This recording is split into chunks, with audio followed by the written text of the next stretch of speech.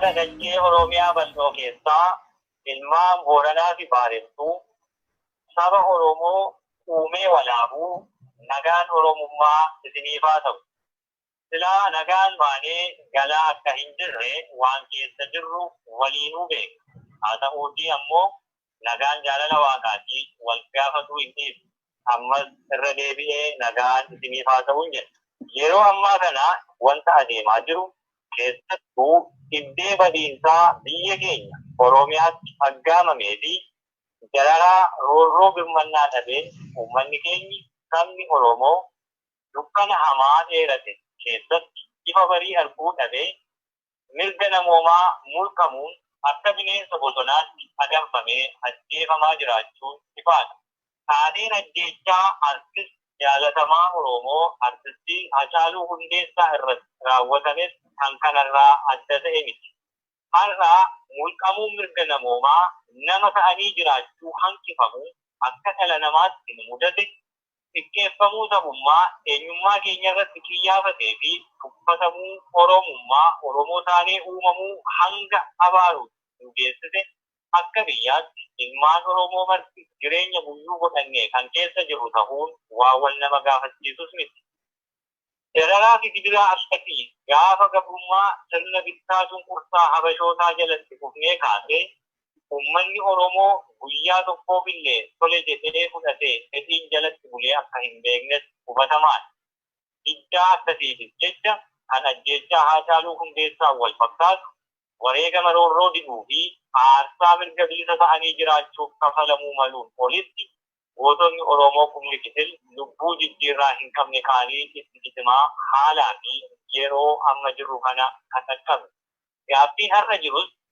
sabni Oromoo qaanii gabrummaa addunyaa kanarratti hiriyyaa hin qabne jala jiru keessaa of baasuuf gatii malu kaffallee osoo hin taane gatii ulfaataa sabni cunqurfamaan kamuu kafaluun irraa malu hamuu olitti kafalee akkamiin bilisummaa tarree mirgoota biyyoonni addunyaa kanaa qabaatuu malan argatuu miti mirguma namoomaa nama wal qixa ta'ee jiraatuyyuu gonfatuu dadhabee kan jedhutu gaaffiidha. Falmiin addooftuun goota hedduu dhiigaaf lafee sooratti qabsoon hoogganoota hedduu karaa irratti doomte warraaqsi utubaa dinagdee Oromoo oolche walumaa galatti sochiin jaarraa tokkoo olii adeemsa jiruu fi jireenya dhala Oromoo hundaa tuttuquun tokkoo maatii Oromoo hundaatti egeraan du'aa balbala rurrukutee akkamiin saba guddaa hanga ga'u afaan tokko aadaa tokko saba tokko biyya tokkoo fi hiree tokko waliin qabu qaanii har'a jala jiru keessaa baasuu dadhabe kan jedhutu gaaffii galgalchuu mataa bo'oo nama hundaati. Dhiigni gootota keenyaa qeenfamee dachee bal'oo Oromiyaa keessa ciisu galaana ta'ee lafeen qeerroo fi qarree Oromoo kumaatamaan baddaa fi gammoojjii hanga magaalaa fi baadiyyaa Oromiyaa keessaatti akka baalaa harca'e riqicha ta'ee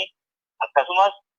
qabeenyi dachee taatii Oromiyaa bonaa ganna magariisaa wabii nuuf ta'ee dukkana gabrummaa keessaa nu bitee gararra bilisummaatti maanu tarkaanfachiisuu didee hibboo waltataa haqa ammaa deebii qajeelaa hin arganneedha. Gaafa of ta'anii lammiif ta'uu wallaaluun sobamuun sosobamanii morma saba ofii wadaroo kiyyoo gabrummaatti galchuu goobanaa daatee dhummii minilikiin galaafatamuu kaasee carraalee hedduu gabrummaa jalaa ba'uuf Oromoo mudatanii hin milkaa'in hafan kan bara Haayila Sillaasee liqii yaasuu tokkeetti butee akkasumas bara lola xaaliyaanii aangoo uummanni cunqurfamaan gonfachuu malu harka uummataa baasee Haayila Sillaasee biyya maqaa waamee bittaa fi cunqursaa marsaa biraatiif mootomsuun qabsaa'ota Oromoo kan qaalii tokko tokkoon fannisuurra darbee warraaqsa barattootaa Haayila Sillaasee jibsuun gartuu waraanaa darbii jedhamu aangoo barcuma siyaasaa dhuunfachiisuun karoo ilmaan sabaa kanneen akka Piroofeesar Haayilee Fidaa fi gartuu waraanaa sana utubuu malee gaaffii sabaa kaasuuf warra mamii keessa turan kanneen akka Safarii Barsiifaa du'a gaabbanii keessaa hin kaaneen adabuun qabsoo hidhannoo haadholii goota meeqaa booddee darbii fincilaachisee imimmaan haadholii Eertiraa fi Tigraay yoo qolu nadhii gammadaafaa fi qabsaa'ota hedduu biroo alanfatee haadholii Oromoo boohitti addaan hin cite biraan taasifamu hanga warraaqsa abidda saafaa golee Oromiyaa hundaatti kabajuun mootummaa EPRDF gartuu TPLFtiin durbamaa ture gurgudeessee harcaatuu harka TPLFtiin tolfamte haraamuu fi kosii saba keessaa baate saba nyaachisaa turte aangessuun warra ergasummaa jalaa baasuun gooftummaatti ishee keessatti ajjeesuu fi garii ammoo walitti qabuun kutaa xiqqoo tokko keessatti balbalatti cufanii ugguruun fincilli diddaa gabrummaa osoo gabrummaatti dhuunfaa hin godhiin qolee fi warraaqsa durii bilisummaa dorrobe osoo ija hawwame hin godhatiin gatate hiree Oromoo banamanii hin guduunfamiin hafan hedduu keessaa hanga tokko yoo ta'an ammas hanqee warraaqsa diddaa biraa marsaa biraatii fi Oromiyaa hunda keessatti deebi'ee balbaluu itti fufee jira. Taateewwan hiree Oromoof dhufanii Oromoo dhimma itti bahuu dadhabuunii gaaffiirraa gaaffiitti cehaa bara dhufaa darbaa qabsoo wareegama ulfaataa isa baasu tokkorraa kan biraatti tarkaanfataa achii as dhufe kan darban dhiifnee kan gannoota as dhiyoo qofaallee yoo ilaalle ganamuu fi gowwoomfamuun akkaan fokkataa ta'e saba kana mudate gariin kan nama aarsu gariin kan nama gaabbisiisu gariin ammoo kan nama qaanessu. Haala akkanaa kanaanis namni hedduun wal komachuu wal himachuu fi quba walitti qabuun yoo yeroo ofii gubu hedduun abdii kutee qabsoo Oromoo fi Oromummaa isaa abaaruu irratti umurii ofii bitaa hedduun isaa ammoo burjaajii siyaasaa uumameen gara gol wallaalee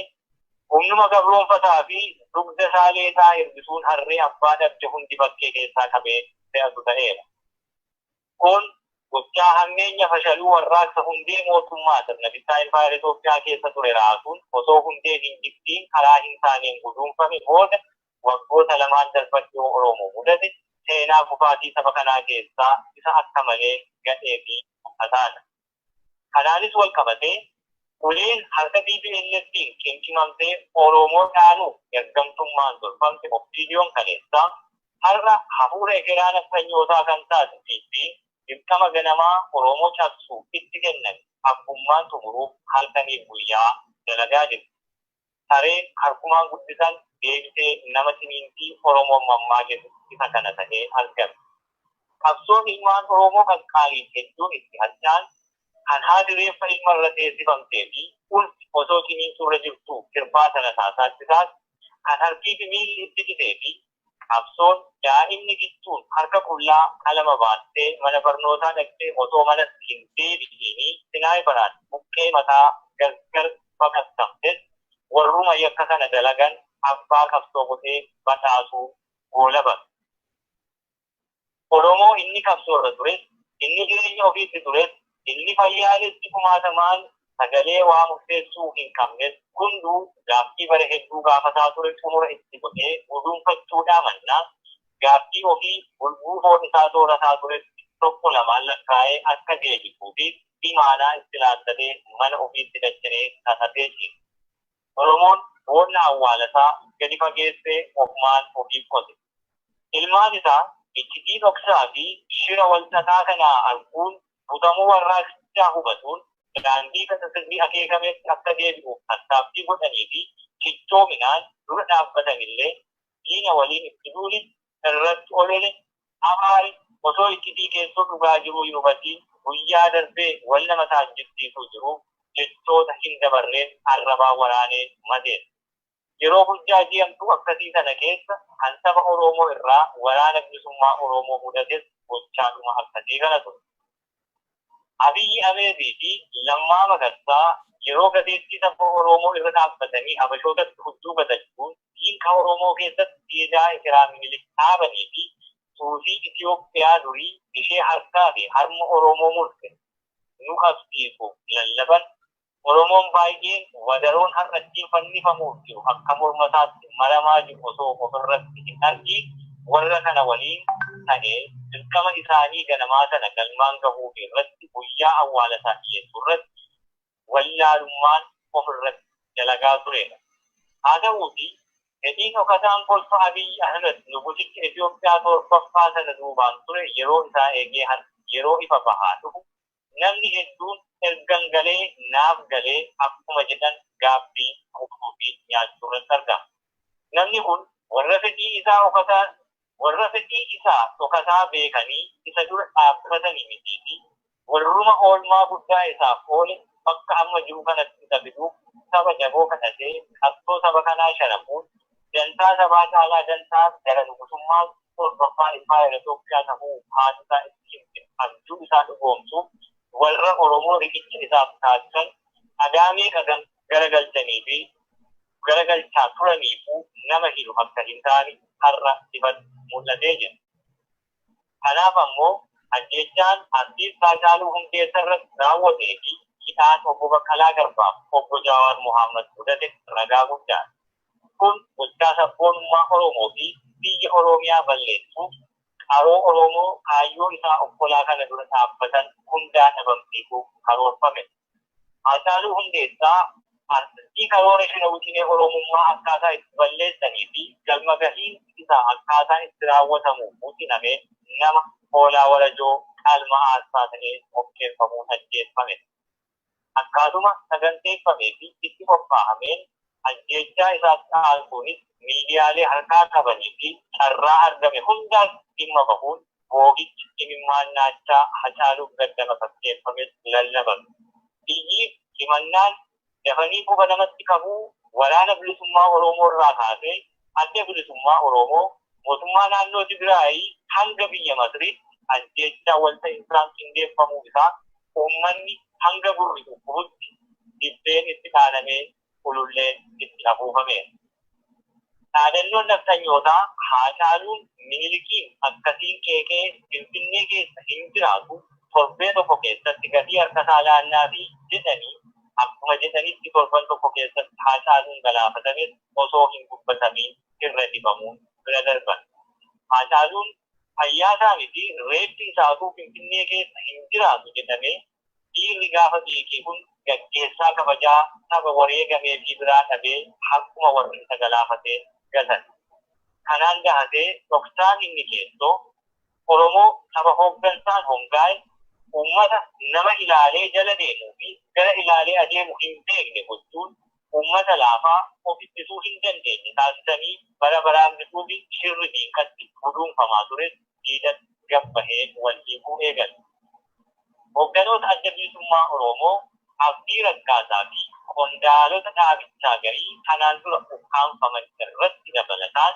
hoogganoonnii fi qondaalonni hedduun jumlaan funaanamanii hidhamuunis gochaadhuma itti shira kana duubaan jiru sirnaa dursuu ragaa isa durooti. Dallansuu fi aariin ajjechaa Haacaaluu Hundeessaatiin eegame saba gaddasaa ibsachuuf mormiin daandiitti bahes rasaasaan akaawanii akkuma bara TPLF waliin ta'anii ture ilmaan Oromootti qoosaa turanii sana ammas kashaalabboota qabeenya mootummaa balleessan irratti tarkaanfii fudhatame jedhanii itti baasanis ragaalee hedduu tarreeffamuu malan kanneen walitti ibsamanii wal fakkaatan hedduu keessaa isa tokko. Himannaa nama ajaa'ibu akka walitti hidhuufni ajjechaa waxabajjii bara darbee wal fakkaatu aangawoota mootummaa irratti raawwachuu yaalanii fashale jedhamuun kan himataman obbo Baqqalaa Garbaa fi obbo Jawaar Mohaammed yakka hin dalagdee to'atamuun ammoo ittee iccitii shira kanaa keessaa tokko ta'uun waan shakkisiisaa miti. Sabni Oromoo ciniinsuu roorroo hamaa keessatti ibsaa du'aa fi jireenya gidduutti qarriffaa bulbuu isa alanfatuuf afaan itti ban waliin wal'aansoo isa dhumaa wal qabaa jedhu. Gartuun nafxanyootaa hafuura ekeraa Minilikiin durfamu Abiy Ahmediif gogaa soodduu Oromoon qatee of dura qabee saboota hundaa bakka tokkotti shafaquun Itoophiyaa harkaa fi harma namarraa fudhu kaleessaa ijaaruuf sirtuu ammoo wal'aansoo kana injifannoon goolamuuf sabab gara jabinaa olaanaan ajjeesaa jira. Waan kana ta'eefuu waraanni bilisummaa Oromoo qabsoo Oromoo tiktuu fi galmaan ga'uu diinaan kokkee wal qabee jiru qabsoo sabaa sharafamu calleessaan ilaaluu irra falmaa qabsoo hidhannoo itti jiru cinaatti dabalataan saba isaa mirga isaaf qabsoo gaggeessaa jiru kallattii kennuu fi qajeelchuun dirqama yeroon gaafatu ta'uu waan itti amanameef haala yeroo ammaa adeemsa ilaalchisuun ibsa kana baasuuf murteesseera. Gaaffiin Oromoo hanga ammaa deebii hin argatiin yeroo inni itti deebii argatuu qabu amma jennee amana. Gaaffiileen keenya haalaan hedduu ta'an ammoo deebii argachuu kan danda'an qabsoo wal bubuusaa gaaffii tokko tokko wal jalaan gaafataa wareegama kaffalluun osoo hin taane aarsaa iditaa mirga abbaa biyyummaa Oromiyaa bilisa isaatti golfatuuf kanfalamuun ta'uun ni jira. Kanaafuu warraaqsi diddaa gabrummaa amma adeemaa jiru osoo addaan hin cinne itti fufuun dirqama ta'a. Kana galmaan ga'uuf ammoo Oromoon bakka jiruu ka'ee falmii tooftaa fi tartiimoon utubamee warraaqsa isaa balbalchuun naannoo ofii bilisa baasuu eegaluu qaba. Haala kanaanis tokko Finfinneen boorsa dhokannaa diinni keessa maandeffatu waan taateef uummanni Oromoo xiyyeeffannoo isaa handhuura Oromiyaa Finfinnee taasisuun karra gara Finfinneetti deemsisan hundaa dhufee diina isaa hagabsuu fi adabuu qaba. Oromoonni Finfinnee keessaa hatattamaan haala kana jalaa miliquun gara naannoo biraa fi maatii baadiyyaa irraa qabaniitti deemuu akkasumas Oromoon naannawa Finfinnee jirtanis warra kana ofitti fudhachuun wal tumsuun waliin sochii qabsoo qindeeffatu irratti akka hojjettan. Lama haala sochii akkasii keessatti uummata karaa nagaan gaaffii ofii dhiyeeffatu irratti mootummaan abbaa irree deebii dhukaasaa kennu akka tilmaamuu irratti. Yoo kun ta'e ammoo uummanni waan qabu hundaan of ittisuuf mirga qaba. Yeroo akkasii balaa isin mudachuu maluu fi uummanni gaafatama waan hin qabaanne dippiloomaatonnii fi lammiileen biyyoota alaa Itoophiyaa keessa addatti ammoo Oromiyaa keessa jiraatan sochii kamuu godhuu dhiisuun mana ofii keessa turuun gorfama. Sadii uummanni Oromoo Finfinnee irraa fagoo jiru waan qabu hundaan daandiitti bahee daandii ollaa isaa keessa darbu hundaa cufuun sochii diinaa ofirraa hanqisuu irra darbee naannoo jiru hundaa irratti caasaa bulchiinsa abbaa irree diiguun caasaa bulchiinsa uummataa kan ofii hiriirfachuu eegaluu qaba. Afur humni qaama mootummaa abbaa irree hidhatee jiru kamuu qawwee isaa gara uummata harka duwwaatti garagalchee akka dhukaasuuf ajaja yakka bulchitoonni abbootii irreetti dabarsan diduun uummata ofii waliin dhaabbachuun afaan qawwee isaa gara warra qajeelfama yakka akkasii dabarsaniif garagalchuu qaba. Keessattuu ilmaan Oromoo saba keessaa dhalatanitti dhukaasuun bifa kamiinuu fudhatama kan hin qabne seenaa badaa jireenya keessan keessatti mallattoo godaannisa hamaa hin haqamneedha waan ta'eef uummata keessan cinaa dhaabbachuu yookaan meeshaa keessan uummata keessan dhuunfachiisuun seenaa boonsaa dirqama Oromummaa isinirraa feetu dalaguu qabdan. 5 uummanni Oromoo biyya alaa jiraatan gumaanni qabsoo EPRDF TPLF'n durfamu biifuu keessatti kana dura taasiftan guddaa yoo ta'u gartuudhuma EPRDF OPDO aangoo siyaasaa qabsiisuun uummata bilisummaa wareegame firii wareegama isaa harkaa baasuuf hojjaajii isin uumtanis bu'aa buuftanii olitti kasaaraa guddaa saba mudatu yoo jedhamee kan wal nama falmisiisume. Ammas akkuma yeroo duraanii waan isiniif danda'ame hundaan qabsoo sabaatti deebisanii jiru. Kun Oromoo biyya keessaaf gargaarsa guddaadha. Kan darbe hin darbatan ammoo kan darraafaa jabeeffatan. Kanaaf iddaan amma itti jirtan cimee itti fufuu qaba. 6 bulchiinsi abbaa irree Itoophiyaa quunnamtii hawaasummaa hundaayyuu intarneet, raadiyoo, televezyiinii cufuun odeeffannoo walabaa uummata hambisuun odeeffannoo gama isaan darbu qofaan uummata afaan faajjiin qoqqoodee bifuuf mul'ifannaa ijibbaataa godhaa jira. Kana irra aanuun uummanni keenya odeeffannoo barbaachisu akka argatu gochuuf Oromoon biyya alaa jirtanii fi Oromoonni biyya keessaa dandeettii fi mala waa kalaquu qabdan hundaan dhimma bahuun gahee guddaa qabdan jennee amanna. Makaanizmii adda addaa uumuun quunnamtii itti fufiinsa qabuu fi odeeffannoo hawaasa biraan gahuu akkasumas maddeen odeeffannoo kana dura jiran akka hin cufamne waan dandeessan hundaan dura dhaabbachuun utubuu qabdan. Oduun sobaa isimmoo adee madda odeeffannoo dhugaa uummataa ugguruu hin qabu. 4 uummanni Oromoo keessaa fi alaa wal tumsuun Center of Command tokko bu'uureessuun ajaja kallattii tokkoon darbuun akka taasifamu qoree qindeessaa fi qajeelchaa warraaqsa galaana uummataa gaggeessuun hordoffii guyyaa guyyaa qaama to'atuu fi qajeelchu dirqama qabu tolchuun akkaataa itti fincilli biyya keessaaf alaa waliin qindaa'ee adeemu irratti qajeelfama waan ta'e dabarsuu gartuu danda'us utubuu qabdan. 8 walumaa gala hanga bilisummaan Oromoo mirkanaa'utti haalli kamuu qabsoo irraa nu dhaabu jiraatu hin qabu. Our demand is nothing less than independence, no compromise, no retreat, no surrender. Injifannoon uummata Oromoo bilisummaan saba cunqurfamaa hundaaf